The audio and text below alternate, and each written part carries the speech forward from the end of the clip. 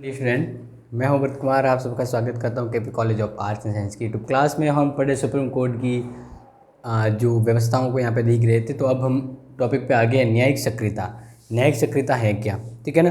तो सबसे पहले तो ध्यान रखना है कि न्यायपालिका जो होती है वह अपने जो काम करती है, ठीक है ना, उस काम के अलावा कुछ ऐसे काम भी उसके संपर्क में आ गए जिसको करना तो चाहिए अपनी व्यवस्थापिका यानी संसद के द्वारा, लेकिन कुछ काम है वह इनके द्वारा ज़्यादा एक्टिव होकर किए जाते हैं। यानी पहले ये व्यवस्था थी कि जिसको कोई भी सुनवाई करनी है तो वो सीधा हाई कोर्ट या सुप्रीम कोर्ट आता था, लेकिन अब ये व्यवस्था ये होगी कि एक ईमेल या डाक पोस्ट के माध्यम जो आती है लेटर, उस लेटर पर भी कुछ ऐसा इम्पोर्टेंट लगे तो सुप्रीम कोर्ट है, हाई कोर्ट है, वह उस पर सुनवाई कर सकते हैं। यानी वह धीरे धीरे आम जनता की समस्याओं को भी एक तरह से सुनवाई के तौर पे यहाँ पे मतलब अपने शक्ति का उसमें प्रयोग करते हैं और चुनाव में मतलब आम लोगों को न्याय दिलाने का कार्य किया। मतलब ये एक सिंपल सी बात है कि न्याय का कार्य है वो बढ़ गया है, अब वो और ज़्यादा एक्टिव होकर काम कर रहा है। तो इसके लिए देखें, न्याय की परंपरागत जो अवधारणाएं रही हैं वो ये थी कि भारत की न्याय व्यवस्था की परंपरागत धारणा पर आधारित रही है। और इस धारणा के अनुसार न्यायालयों का कार्य क्या है कि उनके सामने जो विवाद आते थे, न्यायालय का पहले कार्य क्या होता था कि उनके सामने जो विवाद आते थे उन्हीं विवादों को वह निपटाते थे। लेकिन अब ये दो तरह के होते थे। अगर जैसे देखें, पीड़ित पक्ष स्वयं या तो पीड़ित जो पक्ष है वह स्वयं न्यायालय में आके न्यायालय में आएगा और न्यायालय में आने के बाद वह न्याय के सामने न्याय के लिए याचना करेगा, ठीक है ना। जैसे कोई भी मुझे ही प्रॉब्लम है तो न्यायालय में जाता हूँ। पहले ये परंपरागत रूप में ये न्याय व्यवस्था थी। दूसरा ये था कि न्यायालय के द्वारा स्वयं को कानून की वैधानिक व्याख्या और संपूर्ण विवाद के प्रसंग में वैधानिक दायरे और दृष्टिकोण तथा सीमित रखा जाए। और यह धारणा इस पर आधारित है कि आर्थिक सामाजिक न्याय का दायित्व उन जनप्रतिनिधियों की संसद को है जो आर्थिक सामाजिक न्याय के क्षेत्राधिकार में नहीं आते। तो ये एक तरह से सिंपल सा समझना है कि न्याय के लिए वह खुद जो व्यक्ति है वो न्याय के सामने प्रस्तुत होता था। लेकिन अब न्यायिक सक्रियता में हुआ क्या, एक तरह से ध्यान रखना, न्यायिक सक्रियता है ना, वो न्यायिक सक्रियता न्यायिक पुनरावलोकन की शक्ति का ही विस्तार है। यानी ये एक तरह से विस्तार है किस शक्ति का, न्यायालय की जो शक्ति है पुनरावलोकन।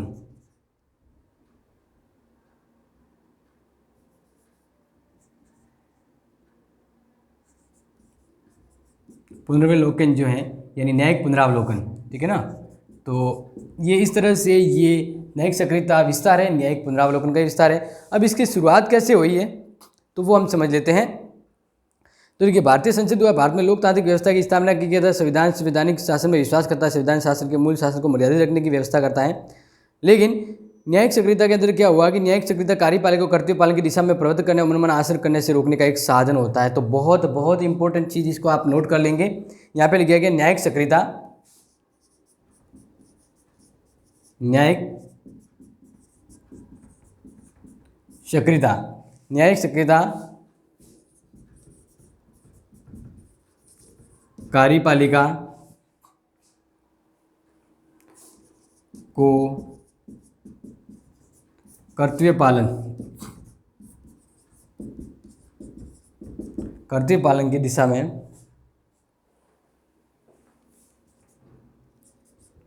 प्रवृत्त करने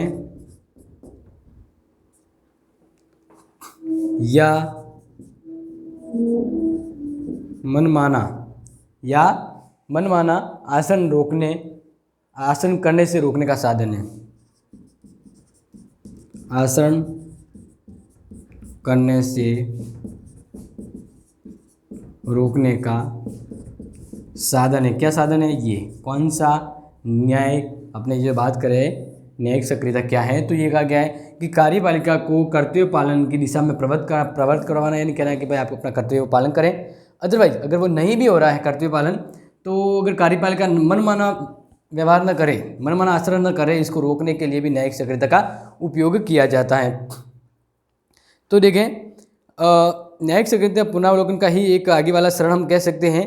तो न्यायिक सक्रियता पुनरावलोकन आगे का एक चरण है और इसमें ये कहा गया कि न्यायिक सक्रियता न्यायिक पुनरावलोकन शक्ति का ही एक विस्तार है। बार बार ये रिपीटेशन आ रहा है तो आपको ध्यान रखना है। अब ये व्यवस्था कब से हुई भारत में, तो इसके देखिए आप ध्यान रखना है कि 1970 के बाद से ऐसी परिस्थितियाँ बनी कि न्यायपालिका को अब ज़्यादा आगे होकर कुछ ऐसे मामलों या समस्याओं को सुलझाना पड़ा जो न्याय संसद है या कार्यपालिका उस पर ध्यान नहीं दे रही थी। तो इस तरह से न्यायपालिका अपना कार्य धीरे धीरे विस्तार करने लगी। अब देखिए न्यायिक सक्रियता के उदय में क्या क्या तत्व जो सहयोग रहे हैं, तो पहला तो है अमेरिका के सर्वोच्च न्यायालय द्वारा जो जनहित याचिका शुरू की गई थी, वो परिणाम ऐसा था कि जिसके अनुसार जनहित यानी लोग खुद नहीं आए और उनकी जनहित याचिका किसी और के माध्यम से कोर्ट में प्रस्तुत की जाती है, तो इन याचिकाओं का निपटारा स्वयं व्यक्ति के न आने के बावजूद भी उसकी सुनवाई की जाती थी। तो इस तरह से ये न्यायिक सक्रियता को बढ़ावा मिला। दूसरा, विद्यमान संस्थाओं में घोर अव्यवस्था और कार्यपालिका की असमता। दूसरा क्या है कि व्यवस्थापिका द्वारा या व्यवस्थापिका के द्वारा, व्यवस्थापिका की जगह हम यहाँ पे एक तरह से लिख सकते हैं कार्यपालिका सही रहता है।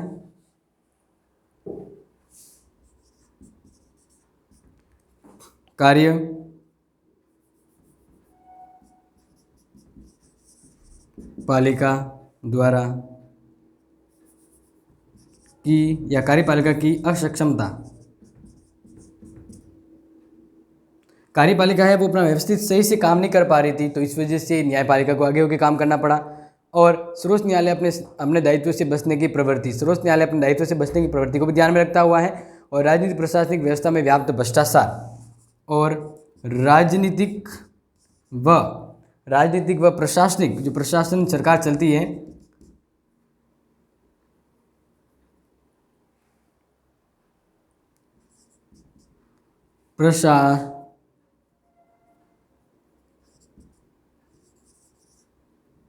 प्रशासनिक व्यवस्था में व्याप्त भ्रष्टाचार। तो ये ऐसे 3 पॉइंट थे जिस वजह से न्यायपालिका है उन्हें न्यायिक सक्रिय होना पड़ा, ठीक है ना। और क्योंकि सरकार या कह सकते हैं कि न्यायपालिका है वो ये कार्यपालिका है वो कहीं अपना कार्य सही ढंग से नहीं कर पा रही थी, तो इस वजह से जो न्यायपालिका है वो ज़्यादा सक्रिय हो गई। और इसके लिए ध्यान रखना है कि न्यायिक सक्रियतावाद का एक आशय और क्या निकलता है, तो देखिए संविधान कानून और अपने दायित्व के प्रसंग में कानूनी व्याख्या से आगे बढ़कर सामाजिक आर्थिक परिस्थिति और सामाजिक आर्थिक न्याय की आवश्यकता को दृष्टि में रखते हुए संविधान और कानून की रचनात्मक व्यवस्था करते हुए जन साधारण के हितों के लिए निरंतर प्रयत्नशील रहना। यानी अब बहुत ज़्यादा आगे होके ये अपना कार्य है और वो करती हैं, जो सरकार नहीं कर पाती उन कार्यों को भी न्यायपालिका है वह अपने हित को ध्यान में रखते हुए और संविधान की रक्षकता के तौर पे वो अपना और कार्य विस्तार से और आगे होकर करती है, यानी पहले से ज़्यादा कार्य एक्टिव होकर कर रही है वो। तो इसमें देखें 1980 से 2014 के बीच न्यायिक सक्रियता में निरंतर वृद्धि हुई है।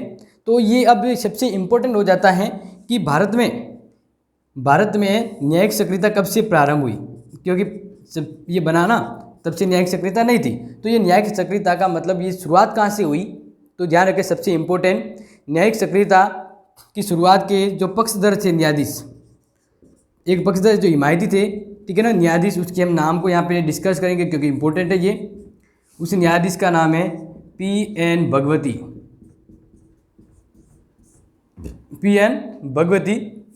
उन्होंने 1982 में अपने पक्ष रखा और कहा कि सर्वोच्च न्यायालय ने विगत 2 वर्षों में देश में विद्यमान सामाजिक आर्थिक परिस्थितियों को दृष्टि में रखते हुए समस्त व्यवस्था में सक्रिय स्थान बना लिया है।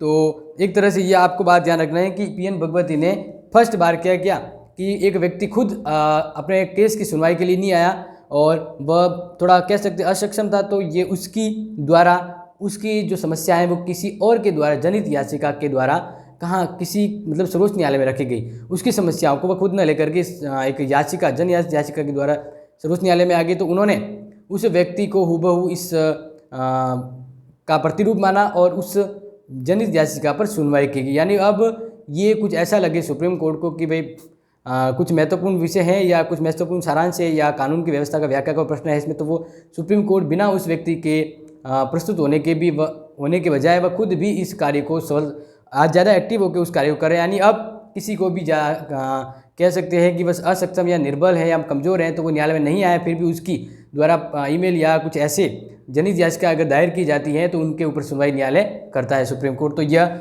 ही कहलाता है न्यायिक सक्रियता, क्योंकि अब वह ज़्यादा एक्टिव होकर ज़्यादा विकसित होकर काम कर रही है। मई 2010 में एच कपाड़िया ने न्यायाधीश के पद को ग्रहण किया और इसके बाद और इसकी सक्रियता में और ज़्यादा वृद्धि आ गई, क्योंकि उन्होंने देखा कि भ्रष्टाचार बहुत हो रहा है, तो उन्होंने धीरे धीरे इस व्यवस्था को और ज़्यादा एक्टिव रूप में लेने का निश्चय किया। ठीक है, तो अब न्यायिक सक्रियता ये तो समझ में आ गया आपको है क्या और किस वजह से हुआ, इसकी शुरुआत कब से हुई, तो ये आपको समझ में आ गया होगा। नेक्स्ट देखें, न्यायिक सक्रियता को मान्यता क्यों मिली, यानी किस तरह से किस वजह से उनको मान्यता मिली है, वो आप यहाँ पे देख लीजिए।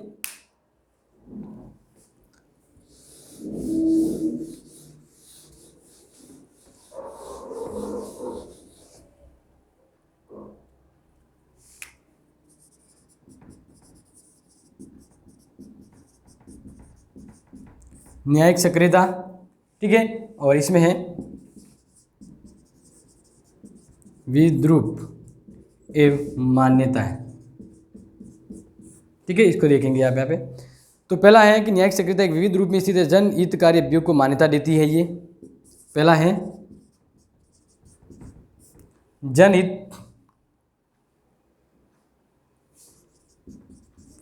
जनहितकारी अभियोगों को मान्यता।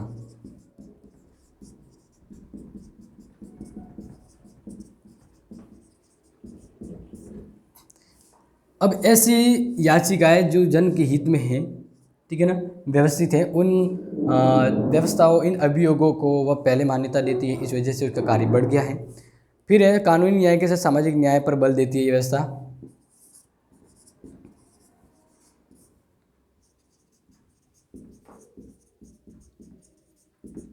कानूनी न्याय के साथ आर्थिक न्याय पर बल, ये दिया गया इसके माध्यम से। और शासन की स्वेच्छाचारिता पर नियंत्रण, तीसरा इसके द्वारा क्या महत्वपूर्ण हो रहा है,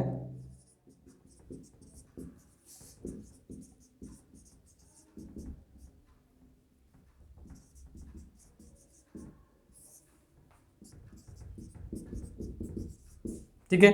और तीसरा इंपॉर्टेंट क्या हुआ कि शासन की स्वेच्छाचारी जो है उस पर रोक लगा दिया गया है, क्योंकि अब ज़्यादा व्यवस्थित खुलेपन में अगर ये न्यायपालिका काम करती है तो शासन है वो अपनी मनमर्जी नहीं कर सकता, अनुकूल व्यवस्था के अकॉर्डिंग वो काम करता है। तो इस तरह से न्यायिक सक्रियता है बहुत ही महत्वपूर्ण काम करती है। अब न्यायिक सक्रियता के बारे में आपको ध्यान रखना, इसका महत्व भी हमने यहाँ पे देख लिया कि इस तरह से ये बहुत ही महत्वपूर्ण हो जाती है और अपने आप में न्यायिक सक्रियता है वह देश के हित में और लोकतंत्र के हित में काम करती है। तो इसमें देखें कि न्यायपालिका अपने अधिकार क्षेत्र के बाहर जा रही है, ये ऐसा जरूर कहा जाता है, क्योंकि इस तरह से जब अपना काम करती है तो सरकार के बीच में भी टांग अड़ा देती है। ऐसा प्रश्न आ जाता है भी ऐसा क्यों, क्योंकि इसके कार्य करने से सरकार और न्याय व्यवस्था के बीच में गतिरोध जरूर उत्पन्न हो जाता है। न्यायपालिका के व्यापक अधिकार क्षेत्र का मतलब यही है कि वह विधायिका और कार्यपालिका के अधिकारों को भी अपने हाथ में ले लेती है, क्योंकि जो व्यवस्था है एक तरह से देश की कानूनी व्यवस्था, तो वो नियंत्रण तो संसद के द्वारा होता है, लेकिन संसद वह या कार्यपालिका ढंग से काम नहीं करती, तो फिर ये एक्टिव हो जाती है, तो दोनों में ये थोड़ा कहीं ना कहीं मतभेद हो जाता है। फिर भी हम ये देखें तो बहुत ही महत्वपूर्ण है ये, क्योंकि इस तरह की व्यवस्था होनी चाहिए, तभी देश में भ्रष्टाचार या अव्यवस्था है वो समाप्त होगी। ठीक है, तो इसी के तहत अपना ये टॉपिक है वो पूरा होता है। हम नेक्स्ट कह सकते हैं कि अपना अगला जो वीडियो होगा वो होगा चुनाव आयोग और चुनाव के प्रति सुधार या मतदान के व्यवहार क्या है वो हम पढ़ेंगे। तब तक के लिए आप पढ़ते रहिए। Thank you.